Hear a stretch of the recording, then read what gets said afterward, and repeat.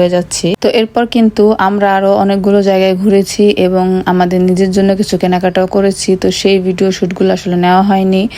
আর এর মাঝে দিয়ে আমরা দুপুরে কিন্তু লাঞ্চটাও এই বাইরে সেরে ফেলেছিলাম, তো সেই ক্লিপগুলো নেওয়া হয়নি। তো এরপর আমরা বাসা চলে এসেছি। আর এইটা হচ্ছে আমার শাশুড়ির জন্য ঐতিহ্য, ব্রাহ্মণবাড়িয়া ঐতিহ্য মার্কেটটা কিন্তু খুবই জনপ্রিয়, বর্তমান ট্রেন্ডে আছে।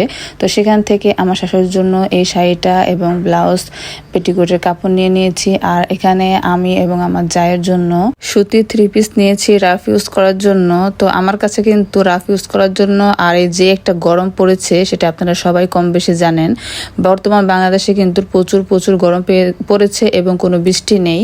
তো বাটিক কিন্তু আমার কাছে সবচেয়ে বেস্ট মনে হয়, মানে যেটা নর্মাল বাটিক রাফ ইউজ করার জন্য। তো বাটিকও নিয়েছি আর এখানে গজ কাপড়ের জামাও নিয়ে নিয়েছি দুজনের জন্যই।